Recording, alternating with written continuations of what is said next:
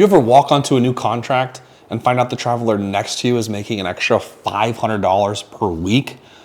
Unfortunately, it's really common in the travel nursing industry.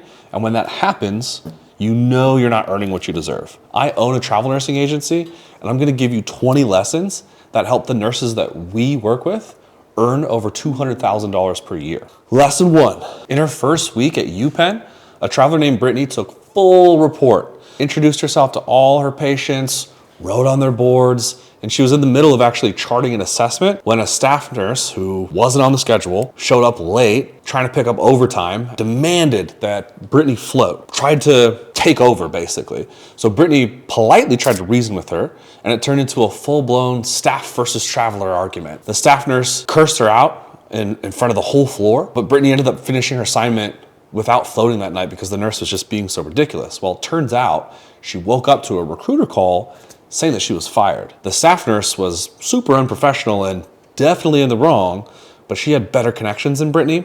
So the lesson here is don't argue with staff or supervisors.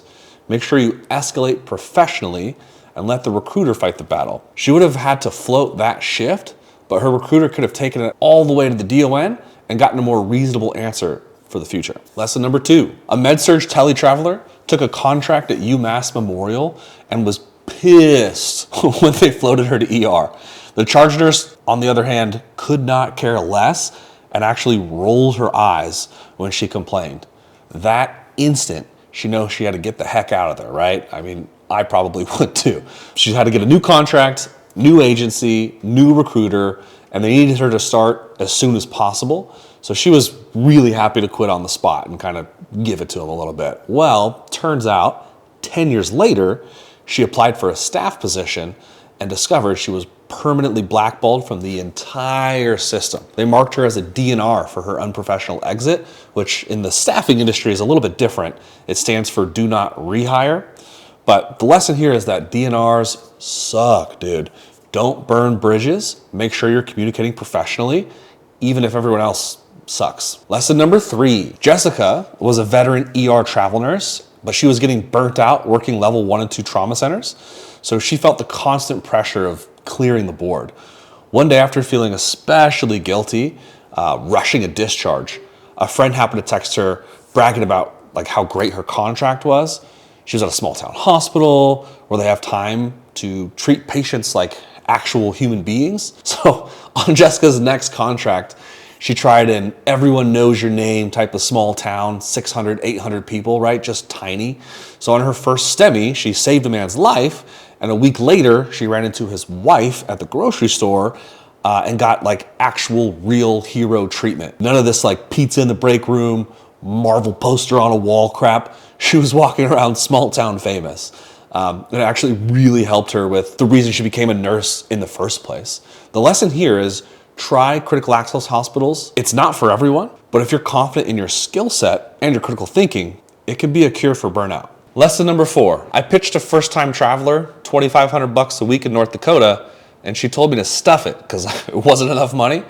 We ended up getting her $3,000 a week in San Francisco, but when she went to book her housing, her head almost exploded. It was very expensive. I did some digging. I wanted to help her find some cheaper options, but nothing I found looked very safe. She was stuck paying an arm and a leg for rent, basically. She told me later on that contract, she did the math, and if she had just gone to North Dakota for $2,500, her bank account would have been way happier. That's why lesson number 4 is cost of living will kill you. Don't chase big weekly pay numbers. Make sure you're considering all the expenses like rent, gas, and the silent killer, taxes. Then go for what actually ends up in your bank account. Lesson number 5. We have this one nurse who was dreaming of a contract in Hawaii. I'm talking huge vision board, all of her Instagram posts she was going to make, she had mapped out. But every time there's an assignment open, she was never available for the start date. Her needs and the facility's needs just really never aligned. She had to pay the bills still, and she took a contract in Montana, even though she felt like it was gonna completely suck compared to Hawaii. But eventually, she forgot about Hawaii because she fell in love with the area in Montana. She worked 4 contracts, or a total of 1 year, and she bought a house in a town of 7,000 people to live there full time. John Mayer actually lives there too, so it's a really cool spot. Lesson number 5 is embrace adventure. You never know when you'll find a dream contract or where you'll meet the love of your life. Anything could happen. Stay flexible and try out new locations, even if they're not on your bucket list. Lesson number 6. We had a baby traveler underestimate how fast upfront expenses were gonna hit. She knew she had to make a down payment for her Airbnb, but she didn't calculate oil change, tire rotation, gas to drive across the country, hotels, snacks, drinks, dinner on the road. After making it cross country and all the way to her Airbnb, she was out of money. She went hungry for 3 days and ended up calling her recruiter crying. She asked to borrow money for food and he said yes, of course. He's not a monster. He gave her money out of his own pocket and he was very cool about it because he never brought it up again. But you could tell she was super embarrassed because every time they spoke, she brought it up over the next 13 weeks. So lesson 6 is keep an emergency buffer. It doesn't have to be a ton of money, $500, $2,000, but it gives you options and it keeps you out of tight spots. Travel nursing is all about being flexible, and the best way to stay flexible is to have a buffer.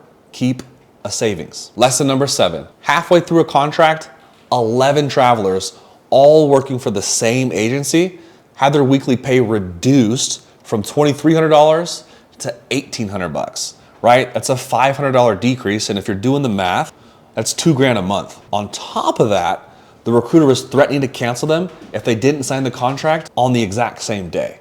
So a lot of pressure there. One of the travelers had worked with our company previously, Wayward Medical Staffing, and reached out to ask if we could match their old pay. We had to do some digging to confirm, make some phone calls, talk to the facility, but we were able to match that $2,300, and eventually all 11 travelers ditched that old agency and the recruiter who was threatening them and came over here and kept their same money. So lesson 7 is that there are plenty of fish in the sea. Recruiters and agencies, we're all competing for your services. You have the power, you're the talent, don't get bullied. If something fishy is going on, you don't have to put up with it. Go find another agency. No big deal. Lesson number 8 takes place in my home state, Arizona. Everyone likes to work winter contracts in the desert. Naturally, it's warm, but they don't read the fine print. And when they don't, it feels like they're face planting into a freaking prickly pear cactus. So 8 is about cancellation policies. And this happens every year. There's a large hospital system out there called Banner, and everyone assumes that their hours are going to be guaranteed. They're going to work their 312s, but it turns out that Banner has a cancellation policy where they can cancel 1 shift per week, every week, no penalty. So that $2,500 that you were planning on making gets cut massively, and a ton of the nurses end up scrambling to compete for PRN shifts and whatever they can do to make ends meet so they can pay for their Airbnbs. It sucks. That's why number 8 is always ask your recruiter about the facility cancellation policy. Not every hospital has one. Your recruiter should be alerting you, but a lot of times they forget to mention. Not because they're shady, but more often than not, they're just moving too fast and skim over the details. Salespeople are like that. They're not very detail oriented. So let's make sure you're protecting yourself, and every time you go to sign a new contract, ask about the cancellation policy. Lesson number 9 is the easiest travel nurse side hustle. There was a gal, Whitney, who had been saving up to purchase a new Jeep Grand Cherokee. She was really into manifestation. She would go to the dealership in every city she worked just to imagine owning a Jeep, test driving Jeeps. She was all about it, right? So she couldn't afford it yet, but one time she was on a test drive in a brand new city. The sales guy was extra persuasive, made her check her bank account, even though, again, she knew she didn't have enough money. Well, turns out she completely forgot she had referred a few friends to her agency, and the check unexpectedly hit that morning. So she was able to manifest that Jeep, manifest the money, and actually drive the Jeep all the way home and keep it. She earned $4,000 just by telling her friends her agency was cool. The lesson here is that referring friends is an excellent side hustle. Just make sure you refer them to a good recruiter that you actually trust. You're going to stop talking to you if you refer them to a recruiter who doesn't pick up the phone, right? Make sure you refer them to somebody who's actually good. Lesson 10 is about padding your bank account and avoiding unnecessary expenses. So let me tell you what happened to Ashley. Her new assignment required expensive white scrubs, so she bought them out of her pocket to be prepared, only to find out that, during orientation, another traveler's agency had actually covered the same scrubs. Cost her a few $100 just because she didn't ask, right? So the lesson is ask about reimbursements, scrubs, Reliance testing, travel, all sorts of upfront costs can be covered, but you gotta ask. Sometimes the recruiter forgets to offer, and other times they're trained not to say anything at all. So ask and you shall receive. The worst thing they can say is no. Lesson 11, imagine how annoying it would be if you're trying to go visit your cousin in Florida, but your recruiter keeps pitching you jobs in California, right? That's exactly what happened to NICU nurse Katie. Her recruiter literally said, Florida and California are the same. They both have beaches. So what was really happening behind the scenes, though, is that the recruiter just didn't have any jobs for Katie. And she was pitching her whatever she could just to keep making money off of her, basically. So Katie ended up solving the problem by signing up with multiple agencies. She got placed 20 minutes from her cousin's house. It just took a little elbow grease on her part to kind of make things work. So lesson 11 is different agencies have different jobs. You need to sign up and keep healthy relationships with a few recruiters to make sure your needs get met. It's normal, and any good recruiter will expect it.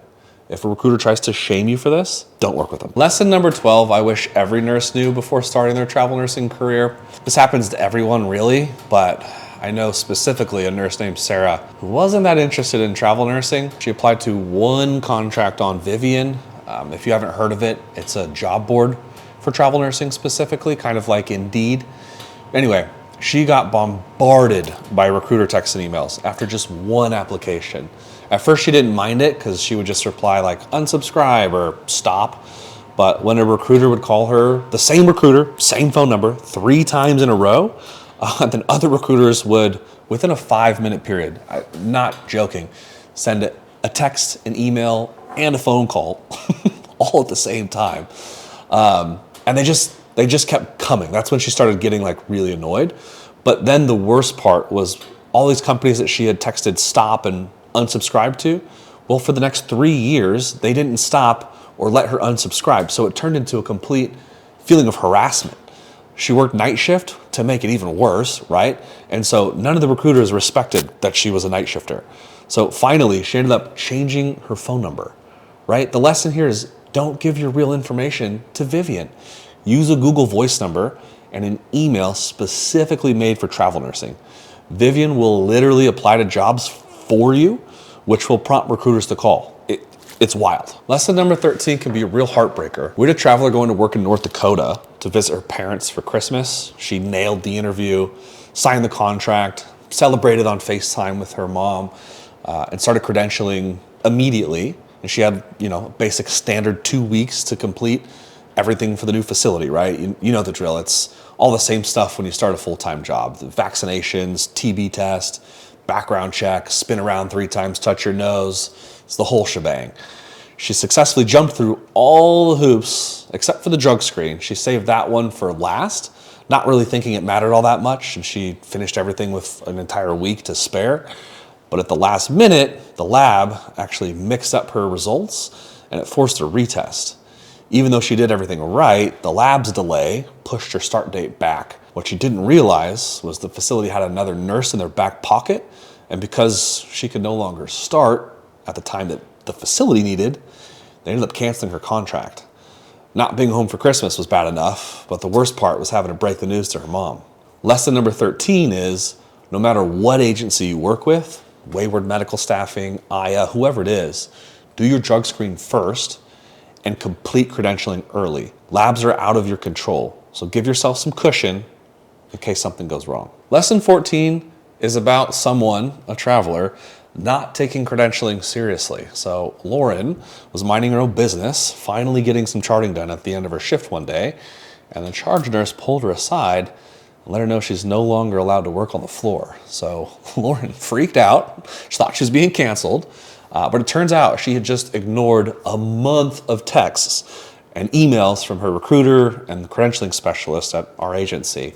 Her TB test was expiring and she couldn't return until she got it done. So she only ended up missing 2 shifts, but the facility was pissed at her, pissed at our agency for letting this happen, really. And she'd been hoping that they would extend her contract, but when she asked weeks later, they saw her as disorganized and decided to go another direction. So that was kind of tough. Lesson 14 is don't ignore your recruiter. Don't ignore your credentialing team. Don't ignore your agency. They are in your corner. They're incentivized to make sure that you're in good standing with the facility because they literally get paid on every hour that you work. So your arrows are kind of pointed in the same direction that way. They want to keep you out of trouble. Lesson 15 comes from a situation you never want to find yourself in. Maria showed up to her contract and quickly learned that her friend was making an extra $500 a week at a different agency. Naturally, she called her recruiter pissed. Her heart rate was through the roof. It was sky high, and she couldn't help it, but her voice was raised too. The recruiter countered pretty easily. The other nurse is probably lying to you, and honestly, you're being rude, so please stop.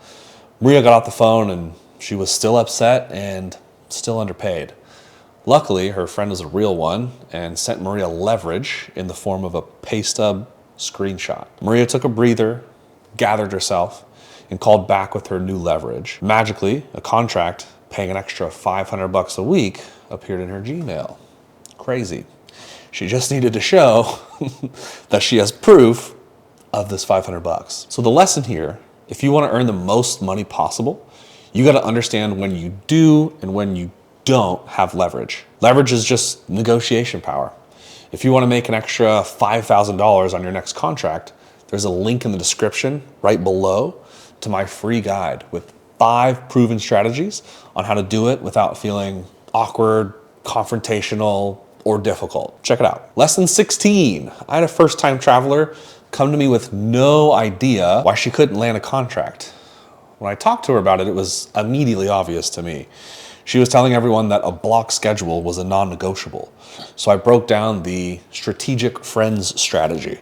1, facilities need travelers who can make their lives easier.